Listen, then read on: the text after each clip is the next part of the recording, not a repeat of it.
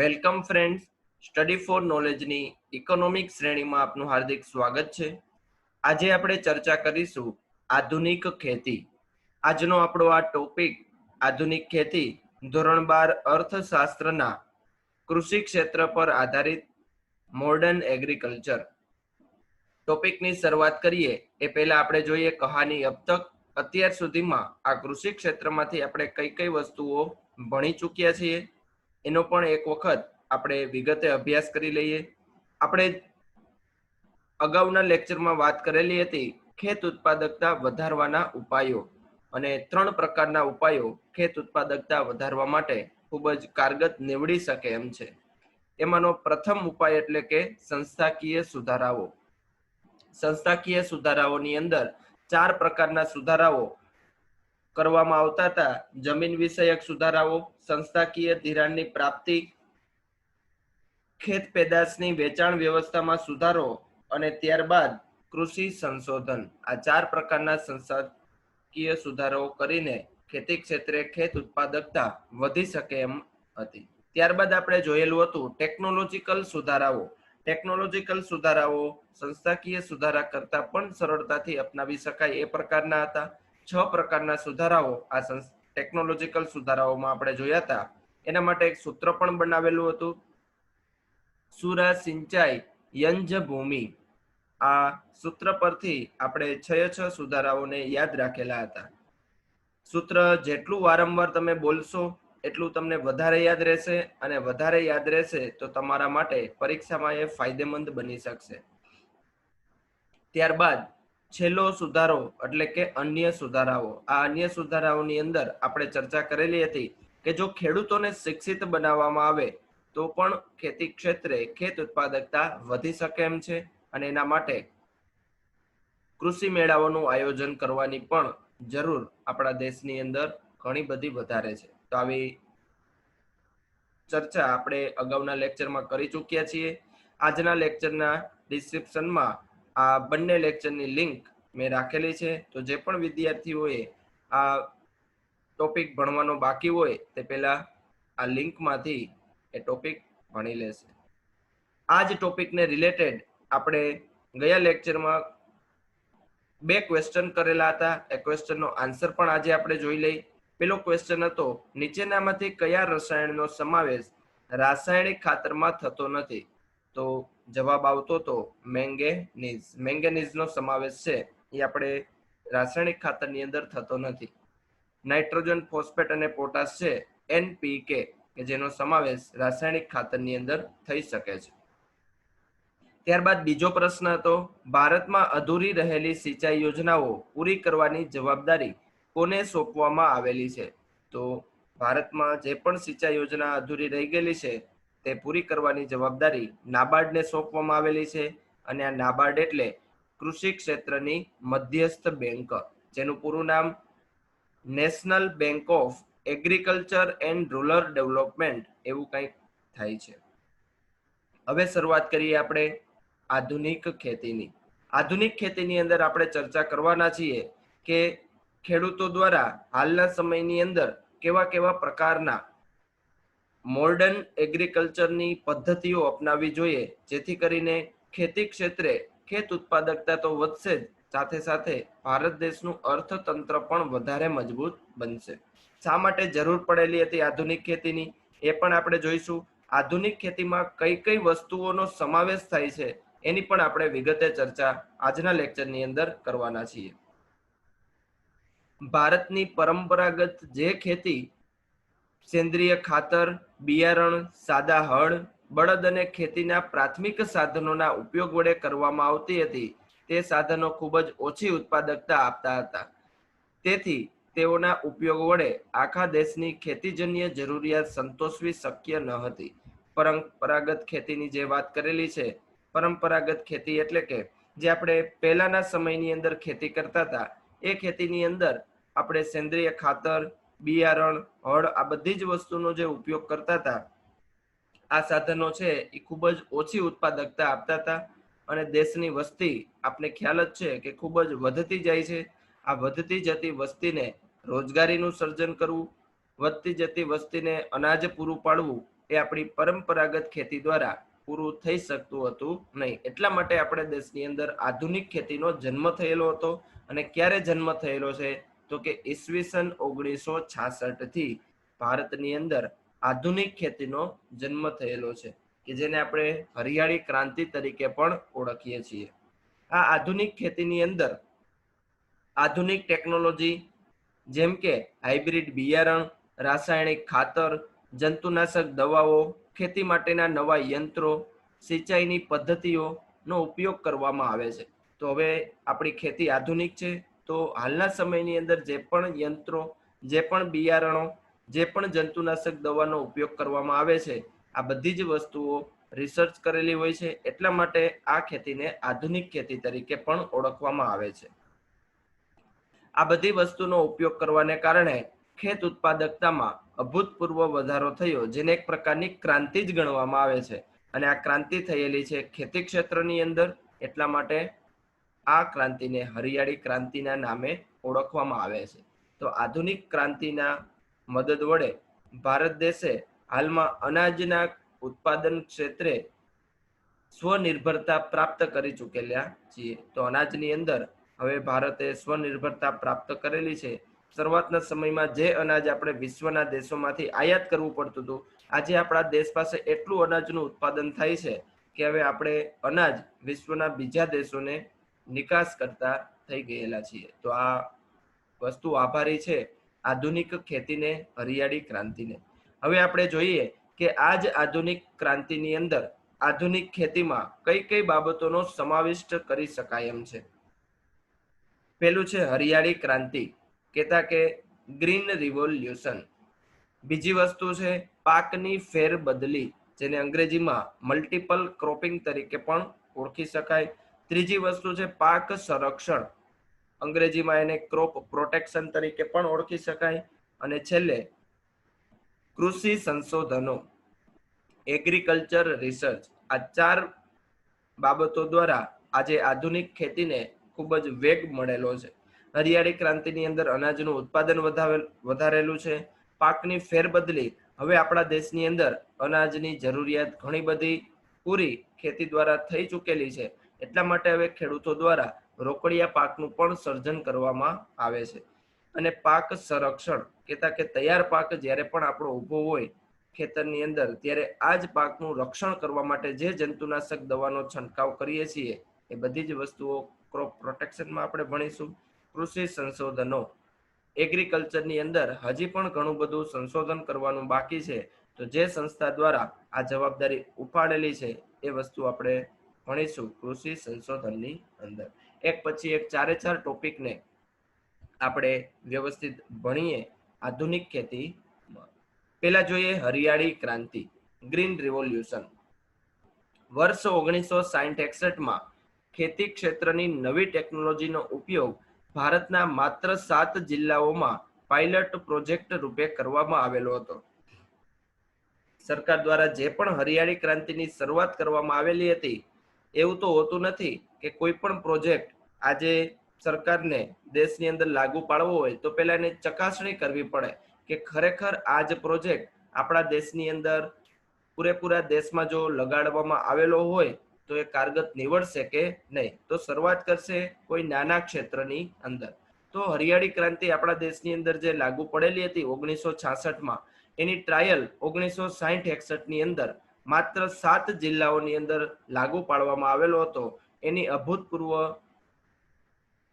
ક્રાંતિને બાદ પૂરા ભારતની અંદર આ હરિયાળી ક્રાંતિ છે એ લાગુ પાડેલી હતી. તો હરિયાળી ક્રાંતિની જો શરૂઆત આપણા દેશની અંદર થઈ હોય તો એ છે 1960-61માં, પરંતુ એ માત્ર પાયલટ પ્રોજેક્ટના સ્વરૂપમાં કરવામાં આવેલો હતો. એટલે કે 7 જ જિલ્લાઓની અંદર આ પ્રોજેક્ટ શરૂ કરેલો હતો.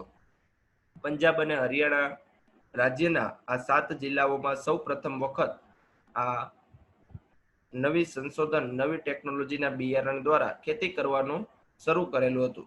ત્યારે આ કાર્યક્રમને IADP એટલે કે ઇન્ટેન્સિવ એગ્રીકલ્ચર ડિસ્ટ્રિક્ટ પ્રોગ્રામ, જેને ગુજરાતીમાં સઘન ખેતીનો કાર્યક્રમ જિલ્લાઓ માટે આવું કહેવામાં આવતું હતું. બરાબર, જે 7 જિલ્લાઓ માટે જ આ કાર્યક્રમ લાગુ પાડવામાં આવેલો હતો. ધારો કે 7 જિલ્લાની અંદર જો રિઝલ્ટ સારા મળશે તો જ હવે પૂરા દેશની અંદર એને લાગુ પાડવામાં આવે, નહીતર જો એક સાથે ભારત દેશની અંદર લાગુ કરી દેવામાં આવે તો, અને જો નિષ્ફળ નીવડે પ્રોજેક્ટ, તો ભારત સરકારને ઘણો બધો ફટકો, આર્થિક ફટકો છે એ પડી શકતો હોય છે. એટલા માટે કોઈ પણ મોટા પ્રોજેક્ટ એ પાયલટ સ્વરૂપે જ રજૂ કરવામાં આવતા હોય છે. અને બન્યું પણ એવું.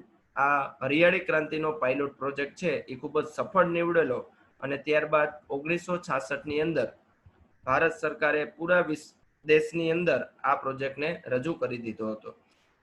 સમય જતા તેની અદ્ભુત સફળતાને કારણે તે આખા દેશ પર લાગુ પાડવામાં આવ્યો. ત્યારે તેને HYVP એટલે કે હાઈ યીલ્ડિંગ વેરાયટીઝ પ્રોગ્રામ, ગુજરાતીમાં આપણે એને ઊંચી ઉત્પાદકતા આપતી જાતોનો કાર્યક્રમ તરીકે સ્વીકારેલો છે. બરાબર, તો પેલા નામ હતું IADP, ત્યારબાદ 1966 એનું નામ બની ગયું HYVP એટલે કે હાઈ યીલ્ડિંગ વેરાયટીઝ પ્રોગ્રામ. જે બિયારણની અંદર એવી વેરાયટી ગોતવામાં આવેલી હતી કે જેનાથી વધારે ને વધારે ઉત્પાદન થઈ શકે, એટલા માટે શબ્દ વાપરેલો છે હાઈ યીલ્ડિંગ, ઊંચી ઉત્પાદકતા આપતી જાતોનો કાર્યક્રમ. તો આ એક હરિયાળી ક્રાંતિનું જ બીજું નામ છે, જે સમય જતા હરિયાળી ક્રાંતિ તરીકે ઓળખાયું. બીજા ક્ષેત્રની અંદર એ આધુનિક ખેત ટેકનોલોજીનો કાર્યક્રમ તરીકે પણ ઓળખવામાં આવતું હતું. ત્યારબાદ બિયારણ, ખાતર અને પાણીની ટેકનોલોજીનો કાર્યક્રમ તરીકે પણ હરિયાળી ક્રાંતિને ઓળખવામાં આવે છે. તો આપણે જોઈ શકીએ છીએ ગ્રીન રિવોલ્યુશનના જુદા જુદા 5 થી 6 પ્રકારના નામ આપને જોવા મળે છે. બિયારણ, ખાતર અને પાણીની ટેકનોલોજીનો કાર્યક્રમ એટલા માટે પણ કહેવામાં આવતું હતું કારણ કે જે પણ હરિયાળી ક્રાંતિ થઈ હતી એ જો મહત્વનો ભાગ ભજવેલો હોય તો એક તો બિયારણ, બીજું પાણીની ટેકનોલોજી. સરકારે 1966 દરમિયાન જે પંજાબ અને હરિયાણા પ્રાંતમાં ગ્રીન રિવોલ્યુશન શરૂ કરેલું હતું, ત્યારે ભાખરા નાગલ યોજનાની પણ શરૂઆત કરેલી હતી. તો સરકાર દ્વારા બૃહદ સિંચાઈ યોજના પણ વધુ પ્રમાણમાં વિકસાવવામાં આવેલી હતી. એટલા માટે આને પાણીની ટેકનોલોજીનો કાર્યક્રમ તરીકે પણ ઓળખવામાં આવે છે. 2 માર્કમાં આવા ક્વેશ્ચન પૂછાઈ શકે. હરિયાળી ક્રાંતિના બીજા નામ જણાવો, અથવા તો હરિયાળી ક્રાંતિ બીજા કયા કયા નામે ઓળખાય છે. ત્યારે આપણે આ 5 નામ છે એની અંદર નોંધવા પડે. ચાલો, ત્યારબાદનો બીજો મહત્વનો આધુનિક ખેતનો ટોપિક જોઈએ તો છે પાકની ફેરબદલી, મલ્ટિપલ ક્રોપિંગ. પાકની ફેરબદલી એ દેશમાં લેવાતા જુદા જુદા પાકો માટે ઉપયોગમાં લેવાતી ખેડાણ પામેલી જમીનના વિસ્તાર દ્વારા મેળવી શકાય. શબ્દ ખાસ ધ્યાનમાં રાખજો. આપણે પાકની ફેરબદલી થઈ છે કે નથી થઈ એ જાણવું હોય તો એના માટે આપણે જે પણ વર્ષે ખેડાણ પામેલી જમીનનો વિસ્તાર છે એની ઉપરથી માહિતી લઈ શકીએ. કઈ રીતે? તો આપણે કોઈ વર્ષ દરમિયાન ચકાસીએ કે ભારતની અંદર, ધારો કે આપણે એક્ઝામ્પલ તરીકે લઈએ કે 100 હેક્ટર જમીન છે. આ 100 હેક્ટર જમીનની અંદર આ વર્ષે ધારો કે 50 હેક્ટરની અંદર અનાજ વવાયેલું હોય અને 50 હેક્ટરની અંદર રોકડિયા પાક વવાયેલા છે. આવતા વર્ષે ધારો કે એવું બને કે 60 હેક્ટર જમીનની અંદર રોકડિયા પાક વવાયેલા છે અને 40 હેક્ટરની અંદર અનાજનું વાવેતર થયેલું છે. તો આપણે ડાયરેક્ટ એવું કહી શકીએ કે 10 હેક્ટર જમીનની અંદર પાકનું ફેરબદલી થયેલી છે. અને આવી પાકની ફેરબદલી શા માટે થતી હોય? તો કે ખેડૂતો આવક વધારવા માટે, હવે અનાજની અંદર સ્વનિર્ભરતા પ્રાપ્ત કરી ચૂકેલા છીએ, એટલા માટે ખેડૂતો છે એ રોકડિયા પાક તરફ વધારે આગળ વધે છે. તો જેમ પાકની ફેરબદલી આપણે વધારે કરીશું, ખેડૂતોની આવક પણ વધી શકતી હશે. પાકની ફેરબદલી એ ખેતી કાર્યનું સ્વરૂપ દર્શાવે છે. મુખ્યત્વે 2 પ્રકારના પાક હોય છે. એક તો છે અનાજનો પાક અને બીજો છે અનાજતર પાક. અનાજતર પાકને આપણે રોકડિયા પાક તરીકે પણ ઓળખી શકીએ છીએ. બંનેની વ્યાખ્યા જોઈએ અને કેવા પાકનો સમાવેશ અનાજ પાકમાં અને રોકડિયા પાકમાં થાય છે એ પણ આપણે જોઈએ. અનાજ પાકની વ્યાખ્યા જોઈએ તો જે પાકનો ઉપયોગ સીધો અન્ન તરીકે કરવામાં આવે તેને કહેવામાં આવે છે અનાજ. તો જે ખેતી ક્ષેત્રની અંદર, ખેતરની અંદર જે પણ વસ્તુનું આપણે વાવેતર કર્યું હોય, જ્યારે પાક તૈયાર થાય અને એનો સીધો જ ઉપયોગ આપણે ખાવાની અંદર કરી, કહેતા કે અનાજ અન્ન તરીકે આપણે એનો ઉપયોગ કરી, એને કહેવામાં આવે છે અનાજ. એક્ઝામ્પલ તરીકે ઘઉં, ચોખા, બરછટ અનાજ જેવા કે બાજરી, જુવાર, કઠોળ વગેરે જેટલા પણ ધાન્ય છે, આ બધા જ ધાન્યને અનાજ તરીકે ઓળખાવી શકાય. તો હવે જોઈએ રોકડિયો પાક કહેતા કે અનાજતર પાક કોને કહેવાય? તો કે જે પાકનો ઉપયોગ એટલે કે ઉત્પાદન આવક સર્જન માટે થતું હોય તેને કહેવામાં આવે છે રોકડિયો પાક, કે જેને આપણે કાચો માલ તરીકે પણ ઓળખીએ છીએ. ઇન્ડસ્ટ્રીઝ ઉદ્યોગો માટે જે વસ્તુ કાચો માલ સ્વરૂપે ખેતરની અંદર બનતી હોય એ બધી જ વસ્તુને કહેવામાં આવશે રોકડિયા પાક. એક્ઝામ્પલ તરીકે જોઈએ તો તેલીબિયા ની અંદર બધા જ તેલીબિયા આવી જશે, મગફળી છે, તલ છે, એરંડો, કપાસ, શેરડી, શણ, આ બધા જ પાકનું વાવેતર આપણે ખેતરની અંદર કરીએ છીએ તો એનો ઉપયોગ સીધો જ આપણે ખાવાની અંદર અન્ન તરીકે કરી શકતા નથી, પરંતુ આ જ બધી વસ્તુઓ ઉદ્યોગની અંદર જશે, એમાંથી કંઈ પણ વસ્તુ બનશે, એ વસ્તુ આપણે ઘરે ખાવા માટે લઈ આવી છીએ. એક એક્ઝામ્પલ જોઈએ તો કે શેરડી. તો શેરડી આપણે ખેતરની અંદર ઉગાડેલી હોય તો આપણે ડાયરેક્ટ એને અન્ન તરીકે ખાતા નથી, પરંતુ શેરડી હવે જશે ઉદ્યોગની અંદર, આ ઉદ્યોગની અંદરથી જ એમાંથી બનશે ખાંડ, ગોળ, તો આ બંને વસ્તુનો આપણે અન્ન તરીકે ઉપયોગ કરીએ છીએ. તો આવા પાકને કહેવામાં આવે છે રોકડિયો પાક. આપણા દેશની અંદર મુખ્યત્વે અનાજનો પાક અને રોકડિયા પાકનું વાવેતર છે એ વધારે પ્રમાણમાં કરવામાં આવે છે.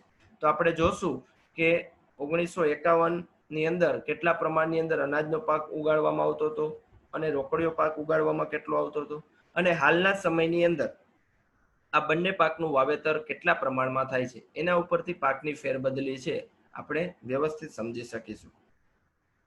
પાકની ફેરબદલી માટેના હવે આપણે કારણોની ચર્ચા કરીએ કે શા માટે પાકની ફેરબદલી કરવી પડે છે. બે પ્રકારના કારણો અથવા તો પરિબળો આપણે કહી શકીએ. એમાં પહેલું કારણ છે ટેકનોલોજીકલ કારણો અને બીજું છે આર્થિક કારણો. અમુક ટેકનોલોજીને સરકાર દ્વારા, ધારો કે બિયારણ, સરકાર દ્વારા સિંચાઈની યોજનાઓ અથવા તો સરકાર ધિરાણની પ્રાપ્તિ કોઈ પણ પાક માટે જો વધારે પ્રમાણમાં આપતા હશે તો હવે ખેડૂતો એવું વિચારશે કે આ પાકનું વાવેતર જો કરવામાં આવે તો આપણે ખૂબ જ સસ્તા દરે ખેતી કરી શકીએ એમ છે, તો ખેડૂત દ્વારા હવે એ પાકનું વાવેતર કરવામાં આવશે. તો એ બધી જ વસ્તુઓ ટેકનોલોજીકલ કારણની અંદર આપણે ગણી શકીએ. જોઈએ ટેકનોલોજીકલ કારણો. પહેલા, કોઈ એક વિસ્તારમાં પાકની ફેરબદલીએ જમીન, આબોહવા, વરસાદ વગેરે બાબતો પર આધાર રાખે છે. કોઈ પણ પાક આપણે ખેતરની અંદર વાવવો હોય તો આ ત્રણ બાબતો છે એ વધારે અસરકારક ગણી શકાય. એક તો જમીન, આબોહવા અને વરસાદ. દાખલા તરીકે મધ્યપ્રદેશમાં વર્ષો સુધી બાજરીનો પાક લીધા બાદ હવે ચોખાનો પાક લેવામાં આવે છે. મધ્યપ્રદેશમાં પહેલા બાજરીનો પાક લેવામાં આવતો હતો, પરંતુ ત્યાંની જમીન, આબોહવા અને વરસાદની અંદર સુધારો થયેલો છે, તો હવે ત્યાં પાકની ફેરબદલી જોવા મળે છે અને હવે ત્યાં લેવામાં આવે છે ચોખાનો પાક. આમ પાકની ફેરબદલી મૂડી, નવા બિયારણો, ખાતરો, ધિરાણની સગવડો વગેરે આધારે શક્ય બને છે. સરકાર દ્વારા જો કોઈ પણ પાક ઉપર, ધારો કે સરકાર દ્વારા ચોખાના પાક ઉપર સારામાં સારી ધિરાણની વ્યવસ્થા આપવામાં આવેલી હોય, આ ચોખાનો પાક નિષ્ફળ નીવડે એના માટે જો સરકાર દ્વારા વીમા યોજના પણ સારા પ્રમાણની અંદર લગાડવામાં આવેલી હોય તો ખેડૂતો એવું વિચારશે કે આ વર્ષે મારે ચોખાનો પાક લેવો છે, અને ચોખાનો પાક લેશે એટલે એવું કહી શકાય કે જે પેલા એ ખેતી કરતા એના બદલે હવે ચોખાનો પાક લેશે, એટલે કે પાકની ફેરબદલી કરેલી છે. તો આવા ટેકનોલોજીકલ કારણને લીધે પાકની ફેરબદલી કરવાની જરૂર પડતી હોય છે. હવે જોઈએ આપણે આર્થિક કારણો. આર્થિક કારણની અંદર પાકની ફેરબદલી માટે આર્થિક પરિબળો પણ વધારે મહત્વ ધરાવે છે. આ પરિબળની અંદર કિંમત અને આવક મહત્તમ બનાવી. જેમ કે રોકડિયો પાક હવે આપણે આપણા ખેતરની અંદર વાવશું તો એના મદદ વડે જ્યારે પણ ઉત્પાદન થશે તો ઇન્ડસ્ટ્રીઝની અંદર આ રોકડિયા પાકની માંગ ખૂબ જ વધારે હોય છે, તો દર વર્ષે ખેડૂતોને સારામાં સારી આવક મળી શકશે. ખેતીજન્ય સાધનોની ઉપલબ્ધતા. ધારો કે આ વર્ષે મેં ખેતરની અંદર ટ્રેક્ટર કે આવી કોઈ પણ વસ્તુની ખરીદી કરેલી છે, તો હવે મને એવું થશે કે અનાજનું ઉત્પાદન જે હું કરતો હતો એના બદલે હવે હું કરું રોકડિયો પાક, કારણ કે રોકડિયા પાકને જે પણ સાધનોની જરૂર છે એ હવે મારા ખેતર પાસે, મારી પાસે આવી ગયેલા છે. ખેતરનું કદ નાનું ખેતર હોય તો અનાજનું ઉત્પાદન વધારે થતું હોય, ખેતરનું કદ જેમ વધશે એમ અનાજના ઉત્પાદનની સાથે સાથે રોકડિયા પાકનું પણ વાવેતર વધવાની શક્યતા છે. વીમા રક્ષણ સરકાર દ્વારા જો વીમાનું રક્ષણ પૂરું પાડવામાં આવે તો પણ ખેડૂતો છે એ નવા પાકનું ઉત્પાદન પોતાના ખેતરની અંદર કરતો થશે. નહીતર પછી જે પણ પરંપરાગત આપણે ખેતી કરીએ છીએ એ જ પ્રકારની ખેતી ચાલી રહેશે. મુદત એટલે કે કોઈ ખેડૂતે ભાડા પેટે કોઈ બીજા ખેડૂત પાસેથી જમીન લીધેલી હોય અને એવું નક્કી કરેલું હોય કે 3 મહિના માટે હું તને ખેતર છે એ ભાડે આપું છું, એમાં તારે જે પાક ઉગાડવો હોય તે ઉગાડજે. હવે 3 મહિનાનો સમયગાળો ખેડૂત પાસે છે, તો આ 3 મહિનાના સમયગાળાની અંદર જે પણ પાક તૈયાર થઈ જતો હશે એવા પાકની વાવેતર એના ખેતરની અંદર કરશે. તો આ 5 પરિબળો ને આધારે આપણે આર્થિક કારણોને સમજી શકીએ. આ પરિબળોની ઉપલબ્ધતા કે ઉણપ જે તે પાકની પસંદગી કે ફેરબદલી માટે જવાબદાર હોય છે. તો આ 5 વસ્તુ પેલા ખેડૂત દ્વારા જોવામાં આવશે અને પછી નક્કી કરશે કે આ વર્ષે મારે અનાજનું ઉત્પાદન કરવું કે રોકડિયા પાકનું વાવેતર કરવું. પાકની ફેરબદલીનું વિશ્લેષણ આપણે જોઈએ. બુકની અંદર એક પેરેગ્રાફ આપેલો છે. આ પેરેગ્રાફને આ કોષ્ટકની અંદર કંડારવામાં આવેલો છે અને આંકડાઓ જુદા જુદા આપને પ્રાપ્ત થયેલા છે કે 1950-51 ની અંદર અનાજના પાકનું વાવેતર કેટલા પર્સન્ટેજ જમીનની અંદર કરવામાં આવતું હતું અને રોકડિયો પાક કેટલા પર્સન્ટેજ જમીનની અંદર જોવા મળતો હતો. આની ઉપરથી આપણે કહી શકશું કે ભારતના ખેડૂતોનું વલણ હવે પાકની ફેરબદલી તરફ વળતું જોવા મળે છે. આ જે પણ આંકડાઓ આપને જોવા મળે છે એનો સ્ત્રોત છે એગ્રીકલ્ચર સ્ટેટિસ્ટિક એટ ગ્લાન્સ 2010-11 કે જ્યારે એક રિપોર્ટ બહાર પડેલો હતો એની અંદર આ બધી જ માહિતી સમાવેલી હતી. 1950-51 થી આપણે જોઈએ 2010-12 સુધી તો અનાજના પાકના વાવેતરની અંદર સતત ઘટાડો જોવા મળે છે. 1950-51 અનાજનું વાવેતર આપણે 75% જમીનની અંદર કરવામાં આવતું હતું, જે 2010-12 ની અંદર થઈ ગયેલું છે માત્ર 66% જમીન. રોકડિયા પાકની વાત કરીએ તો રોકડિયા પાકના વાવેતરની અંદર ધીમે ધીમે વૃદ્ધિ થતી જાય છે. જે 25% જેટલા રોકડિયા પાક આપણે 1950-51 વાવતા હતા તે હવે થઈ ગયું છે 34%. આનું કારણ એ છે કે હવે ધીમે ધીમે દેશની અંદર ઉદ્યોગોનું પ્રમાણ વધેલું છે, એટલા માટે રોકડિયા પાકનું વાવેતર વધતું જાય છે. અનાજના પાકના વાવેતરમાં ઘટાડો એટલા માટે જોવા મળે છે કારણ કે અનાજનો ઉત્પાદનની અંદર ભારતે સ્વનિર્ભરતા પ્રાપ્ત કરી દીધેલી છે, એટલા માટે હવે ખેડૂતો દ્વારા અનાજનો પાક ઓછો વાવવામાં આવે છે. તો આપણે એવું 100% કહી શકાય કે જે જમીનમાં અનાજનું વાવેતર થતું હતું હવે એ જ જમીનની અંદર રોકડિયો પાક ઉગતો થઈ ગયેલો છે, એટલે કે પાકની ફેરબદલી થયેલી જોવા મળે છે. 1970-71 બાદ આ પાકની ફેરબદલી છે એ વધારે પ્રમાણમાં જોવા મળે છે અને એનું કારણ છે 1966 થયેલી હરિયાળી ક્રાંતિ. અને એની અંદર પાકની અંદર જે અનાજના પાકમાં આપણે સ્વનિર્ભરતા પ્રાપ્ત કરી ત્યારબાદ ખેડૂતો દ્વારા જુદા જુદા પાક છે એ એના ખેતરની અંદર ઉગાડવામાં આવતા હતા. પ્રમાણ જોઈએ તો 1970 74% અનાજનો પાક અને રોકડિયો પાક છે 26%. ત્યારબાદ 2006-07 ની અંદર અનાજનો પાક 64% અને રોકડિયો પાક છે એ 36% ઉગાડવામાં આવતો હતો. અહીં જે પણ પર્સન્ટેજ આપેલા છે એ પર્સન્ટેજ આપેલા છે વાવેતર પામેલી જમીનના પર્સન્ટેજ. 2010 66%, એટલે કે 66% જમીનની અંદર ઉગાડવામાં આવતો હતો અનાજનો પાક અને 34% જમીનની અંદર ઉગાડવામાં આવતો હતો રોકડિયો પાક. તો છેલ્લે પાછું 2010-12 ની અંદર અનાજના પાકનું વાવેતર વધેલું છે, રોકડિયા પાકનું 2% જમીનની અંદર વાવેતરની અંદર ઘટાડો આવેલો છે. આનું કારણ આપણે એ પણ કહી શકાય કે વરસાદનું પ્રમાણ અનિશ્ચિત હોય છે, તો ટેકનોલોજીકલ અને આર્થિક કારણો જે પણ છે પરિબળો જવાબદાર હોય છે. ખેડૂતો પહેલા એનો જોશે અને ત્યારબાદ નક્કી કરશે કે આ વર્ષે આપણે કયો પાક ઉગાડવાનો છે. તો પાકની ફેરબદલી કરીને પણ આપણે ખેતી ક્ષેત્રની ઉત્પાદકતા વધારી શકીએ છીએ અને જેને આપણે મોડર્ન એગ્રીકલ્ચરની અંદર સમાવિષ્ટ કરેલી છે. ત્યારબાદ આપણે જોઈએ પાક સંરક્ષણ, ક્રોપ પ્રોટેક્શન. આપણો પાક તૈયાર થઈ જશે તો એને જંતુનાશક દવાઓનો છંટકાવ પણ કરવો જરૂરી છે. જો જંતુનાશક દવાનો છંટકાવ ના કરીએ તો એવું પણ બને કે આપણો તૈયાર થયેલો પાકને જંતુઓનો ભય રહેશે અને એનાથી પાકનું ઉત્પાદન જોઈએ એટલું કરી શકશું નહીં. જંતુનાશક દવાઓના ઉપયોગ વડે ખેત ઉત્પાદકતા વધવી જોઈએ, પરંતુ ભારતમાં જંતુનાશક દવાઓનો હેક્ટર દીઠ વપરાશ ઘણો બધો ઓછો છે. જંતુનાશક દવાથી ઉત્પાદકતા તો વધે જ છે.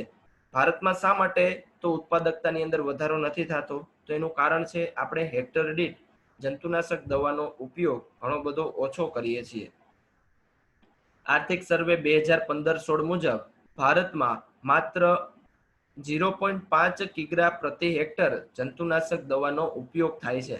તો આપણે 1 હેક્ટર જમીનની અંદર માત્ર 1/2 કિલો જેટલી જંતુનાશક દવાઓનો છંટકાવ કરીએ છીએ.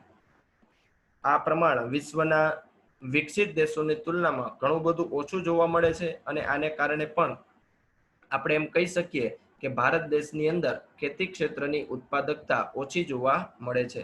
પ્રતિ હેક્ટર એટલે 2.5 એકર જેવું થાય, અને 1 એકર એટલે 2.5 વીઘા. આ વીઘાનું માપ છે એ જેમ રાજ્ય ચેન્જ થશે એમ એનું માપ પણ જમીનનું અલગ અલગ રહેતું હોય છે. પરંતુ હેક્ટર એકમ છે એ સર્વસામાન્ય સંપૂર્ણ ભારત દેશ માટે એક સરખો જોવા મળે છે. એટલા માટે જે પણ ખેતરની અંદર જમીન માપવા માટેના એકમ હોય છે એમાં હેક્ટર બધા જ આપણા રાજ્યો માટે એક સરખો જોવા મળે છે. એટલા માટે અહીંયા વાત હેક્ટરની અંદર કરેલી છે. હવે આપણે જોઈએ વિશ્વના અન્ય વિકસિત દેશોની અંદર આ જંતુનાશક દવાનો કેટલો ઉપયોગ થાય છે. અમેરિકાની વાત કરીએ તો અમેરિકામાં પ્રતિ હેક્ટર દીઠ 7 કિલો, યુરોપમાં 2.5 કિલો, જાપાનમાં 12 કિલો અને કોરિયામાં 6.6 કિલો જેવો પ્રતિ હેક્ટર જંતુનાશક દવાનો ઉપયોગ થાય છે. એટલા માટે આ વિસ્તારની અંદર ખેત ઉત્પાદકતા વધુ જોવા મળે છે, જેના કારણે ભારતમાં 15-25% પાક જંતુઓ, રોગો, નિંદામણ અને પશુ પંખીઓના કારણે નુકસાન પામે છે, જેને આપણે બચાવી શકીએ છીએ. તો જે પણ પાક હજી પણ આ જંતુઓથી, રોગથી અને જે પશુ પંખીઓને કારણે નુકસાન પામે છે, તો એ આપણે ભારત દેશની અંદર બચાવી શકીએ છીએ જંતુનાશક દવાઓના ઉપયોગ વધારીને 15-25%. તો આ પ્રમાણ પણ ઘણું બધું વધારે કહી શકાય.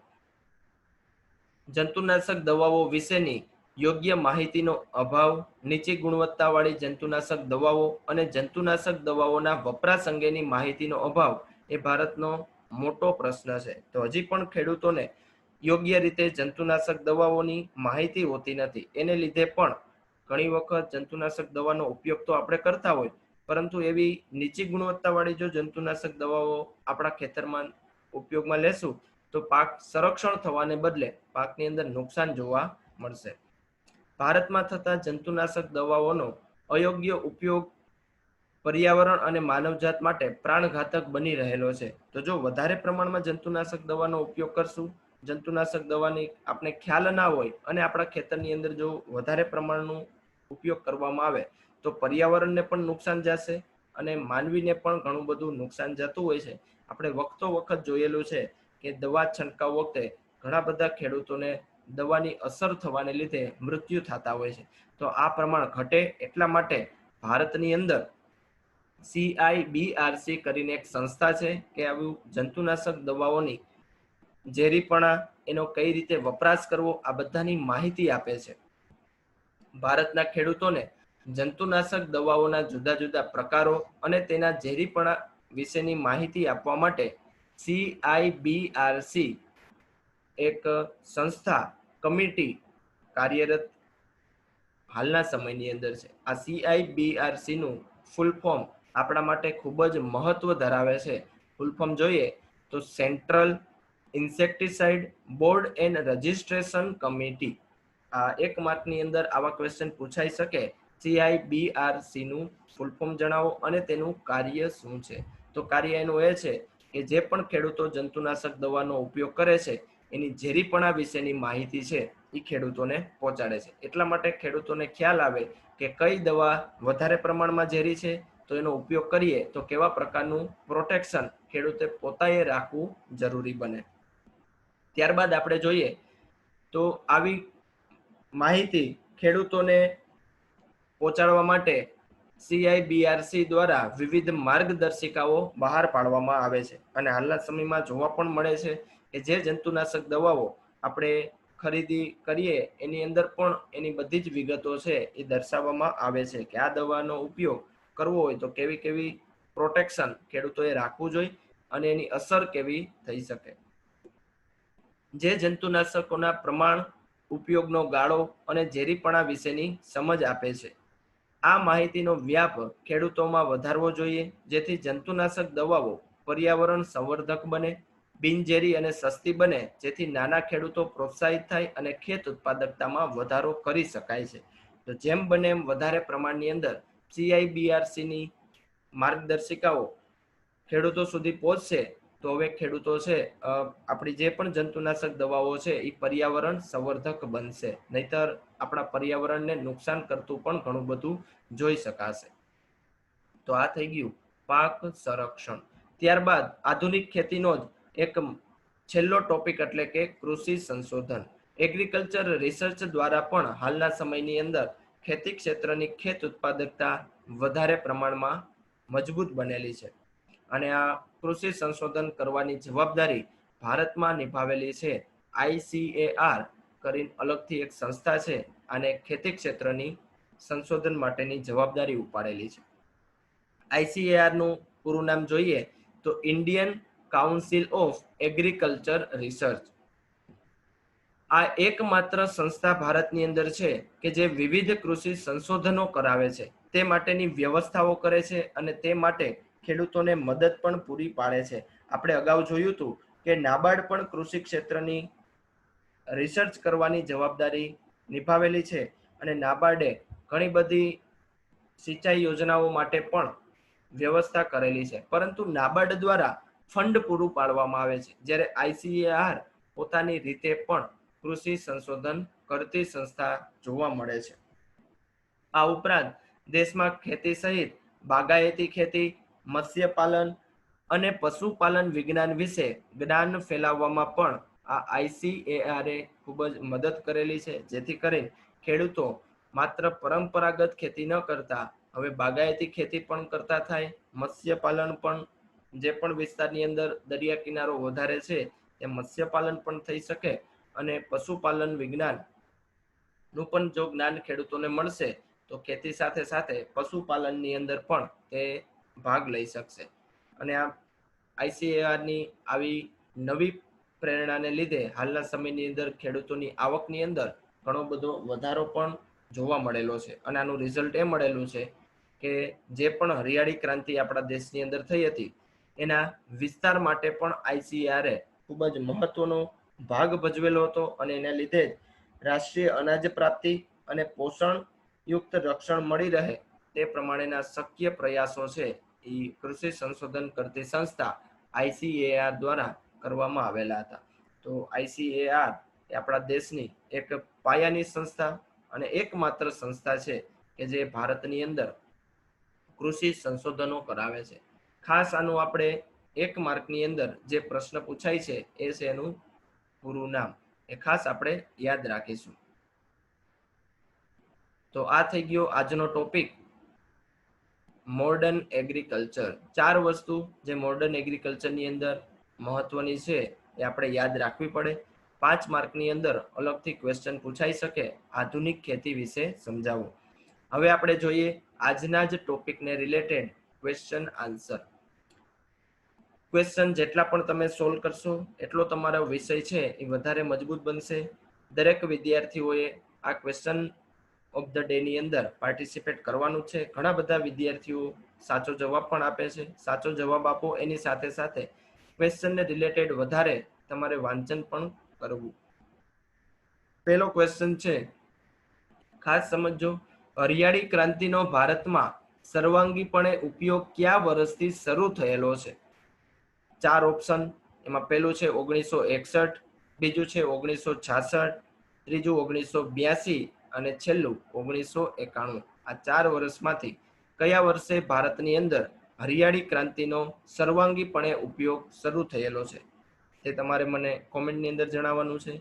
બીજો ક્વેશ્ચન, અમેરિકામાં પ્રતિ હેક્ટર કેટલા કિલોગ્રામ જંતુનાશક દવાઓનો ઉપયોગ થાય છે? 4 ઓપ્શન. પહેલો છે 2.5 કિલો, બીજું છે 56.6 કિલો, સી ઓપ્શન 7 કિલો અને ડી 12 કિલો.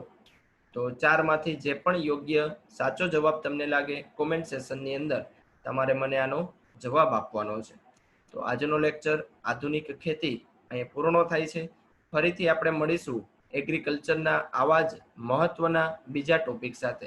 આજનો આ ટોપિક ટેક્સ્ટ બુકમાંથી એક વખત જરૂર વાંચી લેવો, જેથી કરીને આજે જે પણ ભણેલા છીએ એ આપણે બરાબર યાદ રહી જાય. Thank you for watching.